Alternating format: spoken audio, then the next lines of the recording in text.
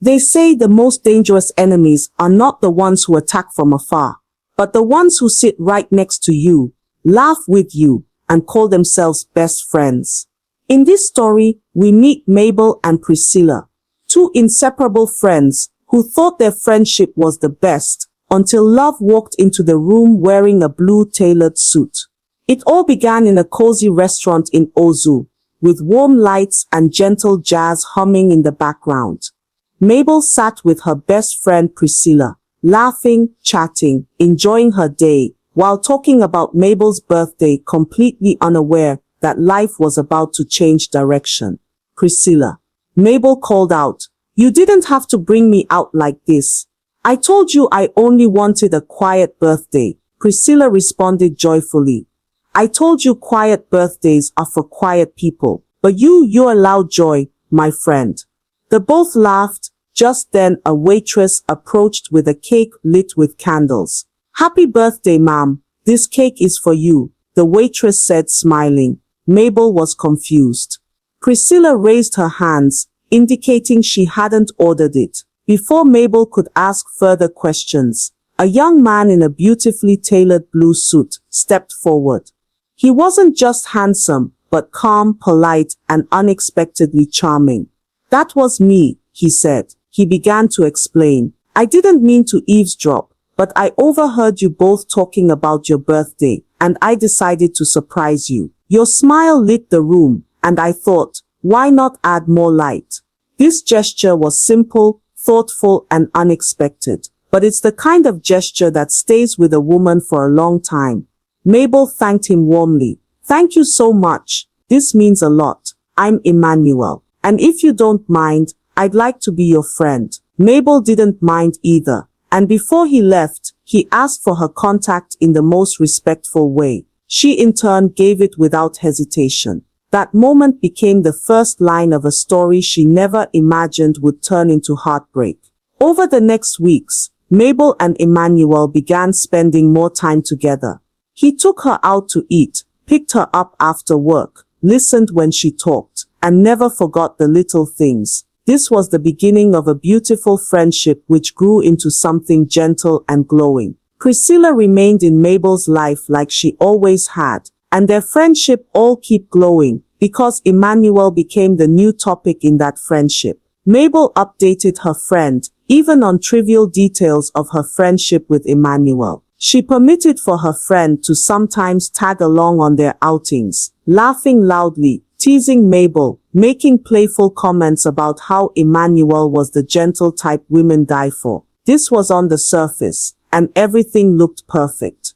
But beneath that surface, Priscilla's heart was boiling with something she chose to hide: jealousy. In her heart she deserved Emmanuel. She took Mabel to the restaurant on that day, else she wouldn't even meet him. Stylish, composed Emmanuel had everything she admired in a man, and watching Mabel, her own friend, receive the affection she secretly craved, it stirred something poisonous in her. She masked it with her smile. She hid it behind her laughter. But inside, she began plotting evil. All she needed was an opportunity. Soon the duo began a beautiful relationship that seemed to be the best relationship. They served the perfect couple goals, and many admired them. After months of building a beautiful relationship, Emmanuel proposed. It was simple but heartfelt. No audience, no cameras, just him and Mabel under warm lights on a quiet evening. She said yes, through tears of joy.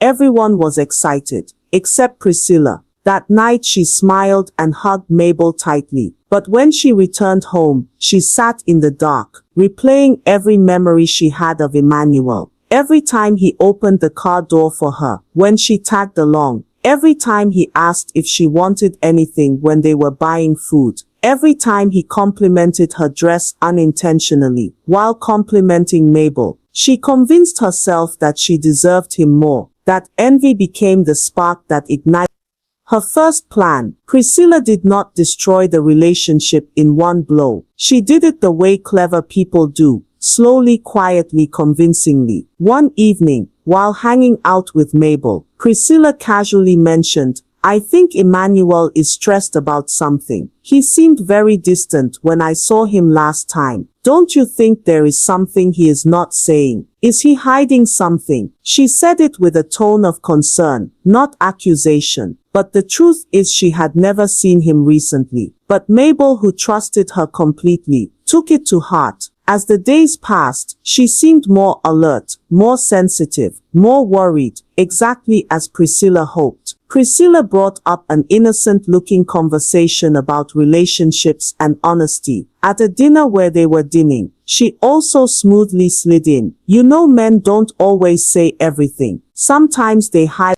things because they don't want to disappoint the woman they love. She never mentioned Emmanuel directly. She didn't need to. Her silence after the statement said enough. Mabel started wondering what Emmanuel might be hiding. One day, Priscilla told Emmanuel something seemingly harmless. Mabel has been overwhelmed lately. She's trying to make you happy, but she feels she's not doing enough because you are distant and hiding things. It sounded supportive, but the intention was not. Her words made Emmanuel think Mabel was uncertain about the relationship and hiding emotional struggles from him. It made him overthink and began to pull back slightly, just enough for cracks to appear. Priscilla intentionally sent Emmanuel pictures of Mabel from random angles or moments, claiming she just captured it accidentally. And while sending it to Mabel, I sent it to you. A photo of Mabel hugging a male co-worker after work, just enough to make Emmanuel's trust slowly erode. By the time they started planning the wedding, he carried insecurities, invisible doubts and suspicion, and he never knew those seeds were planted by the woman Mabel trusted most. Priscilla knew emotional manipulation wasn't enough. She wanted Mabel's dignity crushed. She wanted Emmanuel to see something he could never forget. She organized a girls' night and invited Mabel over. Warm music played, soft lights glowed, and a drink sat waiting, already mixed with a sedative. Within minutes, Mabel felt dizzy. Her words slurred. Her body weakened. Priscilla caught her before she fell. She carried her and drove her to her house, and laid her gently on her bed. Then she called the paid man, one who understood exactly what he was being paid for. He arrived, removed his shirt, and lay beside the unconscious Mabel. Priscilla scattered clothes around the bed, made the room look chaotic. She used Mabel's phone to send an encrypted message to Emmanuel, which made him rush to the scene, still holding the doubts Priscilla had planted in him like cracks in glass. When he opened the bedroom door, the sight broke him. He instantly broke down, not knowing what to do or say. He sat on the floor crying silent, yet the hottest tears he could ever share. Just then, Priscilla walked into the scene, Mabel unconscious, a man next to her, clothes everywhere. Priscilla standing behind him, shaking like a heartbroken friend, who wished she hadn't seen what she saw. That night, Emmanuel ended the relationship without asking a single question, quietly battling his sadness and betrayal. Meanwhile, it's morning, and Mabel has tried many ways to reach out to him, but to no avail. She even confided in Priscilla, who unknown to her is the mastermind behind all this, and Priscilla felt victorious. Few days later, when she thought Emmanuel had processed the betrayal, Priscilla made her final move. She visited him dressed seductively, pretending she came to comfort him. She sat close, spoke softly, touched his arm gently, and leaned closer until her breath touched his skin. Emmanuel, you deserve someone loyal, someone who truly sees you. Let me take care of you tonight. But Emmanuel, hurt, confused, and disappointed, pulled away immediately. Priscilla, stop.